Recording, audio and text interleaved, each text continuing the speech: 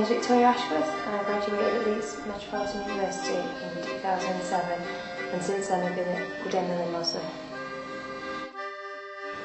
The main materials that I use are probably oil paints, acrylic, watercolours, spray paint, pencil, charcoal, collage, and sort of bring those all together. And I think the style, it's hard to describe my style. I think it's contemporary, but it's got, you know, the subject that I'm working with is also from the past as well. So I think I've got quite a painterly style, and I think that comes out in sort of different ways in you know, different canvases, or whether it's on board or paper. I think that can kind of affect my style.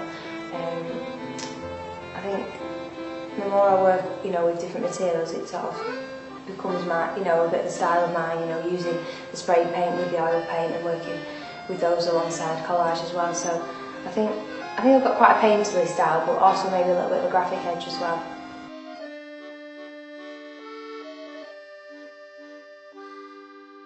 When I first was doing art at school, it was painters like Julian Ayres, who were very colourful, very bold, really painterly, quite thick techniques. And then as I've moved through, it's been artists such as Peter Doig has been one of the big ones, Nick Sykes, more local artists, and then just sort of different artists that I've seen along the way. You know, artists working with oils, painterly techniques, but also using sort of different mediums, different techniques as well. They've inspired me, the layering and bringing in of different materials.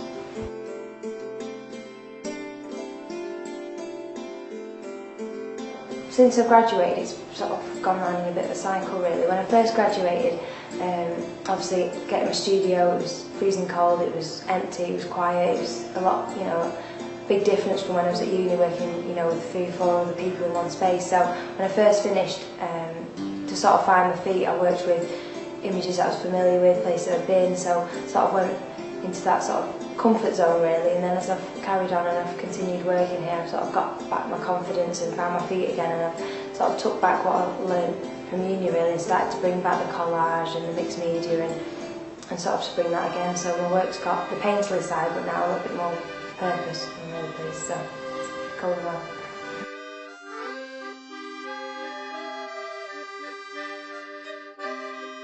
Well, I think it's having this space, this freedom, just work and not have anyone else mithering or giving you any grief, and it's just a way to focus on what you're doing. If I worked at home, I wouldn't do anything, it just wouldn't work, and it's a chance to sort of have a go at things, try different techniques and just focus. I absolutely love it. That's what drives me.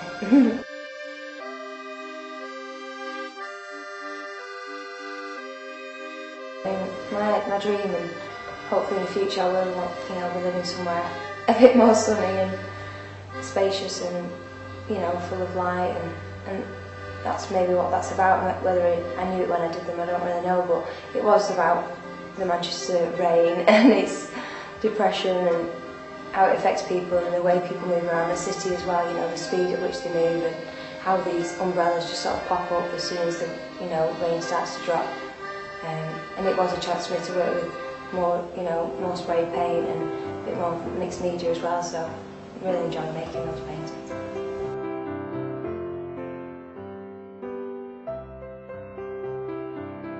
Well, early on last year I started looking at Manchester a lot closer, and I started spending more time there, walking around the city, but mainly the places that I was heading were sort of the more landmark areas, Oxford Road and Portland Street, but I wanted to explore a little bit more, you know, into the darker areas, more sinister areas, and places that I wouldn't really go on my own otherwise. So I went on a tour of Manchester with other artists and photographers, and that sort of opened my eyes to a lot of the other areas, and that's how that series came about. It sort of works its way from Oxford Road through there, and there's a series of paintings that are happening that are all sort of inspired from that, and then I think it's going to, you know, continue for a few months, even years really. I mean, there's so much stuff to see down there, there's so much change and a lot of history as well, so it really fascinates me.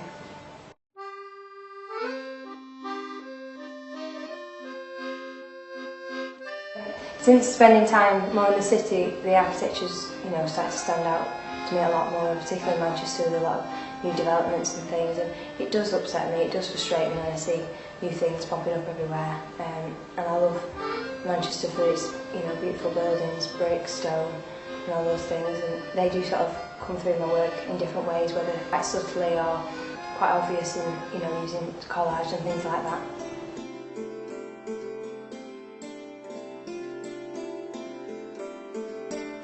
I think it does, and I think in the last sort of year and a half it's really sort of picked up and there's a lot of stuff going on.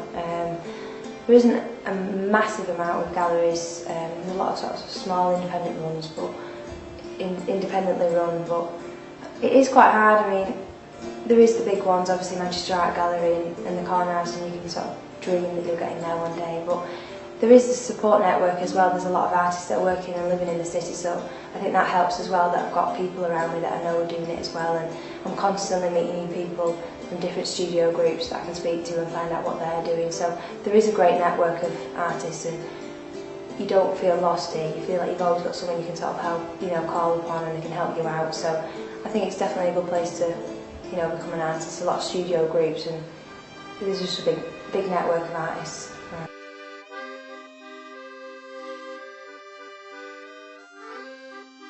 I think when an artist becomes successful, I think it's from exhibiting, you know, nationally, selling their work on a regular basis, and just continuing to work in their practice. I think it takes, and it's taken me a bit of time to sort of work out what it is I want my work to be, and how it's going to sort of bring itself into a visual piece of work. So I think once an artist sort of finds their feet and is selling and showing, I think that is successful. I think, you know, they have made it. I mean, it is hard and it does take time, but I think once you sort of get to that level of, you know, working and selling and making, I think you've got it. I think it's successful. I mean, I'm not expecting to make millions, and I doubt I will, but I think if it continues like this, then I'm going to be happy. So.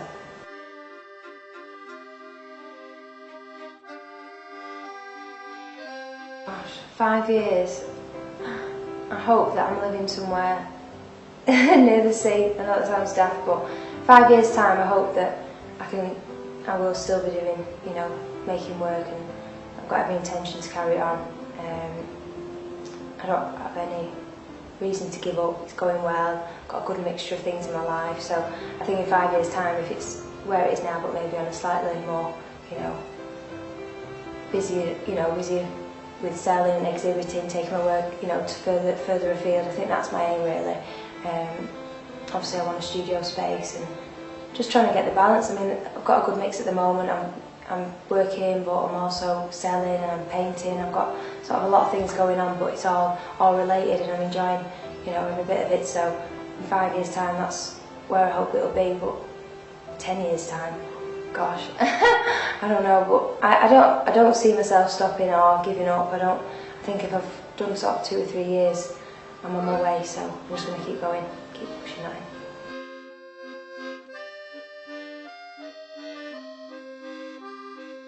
I think the Manchester series I've got about 3 or 4 that are going on, but I'm going to keep working on the Manchester paintings, but I've also got sort of ideas about going a little bit further afield and exploring other cities, you know, because obviously I've started in Manchester, but there's no reason why it can't be anywhere else. I mean, in the paintings you don't necessarily know it's Manchester.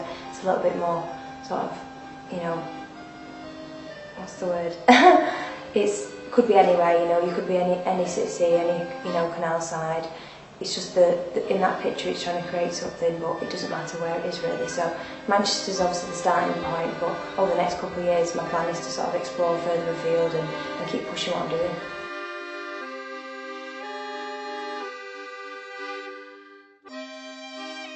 I think when people see my work, I want them to feel more than just, oh, it's really beautiful, or, you know, just what it is visually. I want them to think a little bit more. I want them to maybe try and, you know, get what I'm trying to say, look at the different things that are going on in the painting, and go away and maybe think about that, and, you know, even discuss it. I mean, that'd be fantastic, you know. And I think from different feedback that I've had, people do understand my work and do understand what I'm trying to say. Even, you know, it might not be really obvious. Sometimes, you know, the subtle pieces, people just get them straight away, which is fab.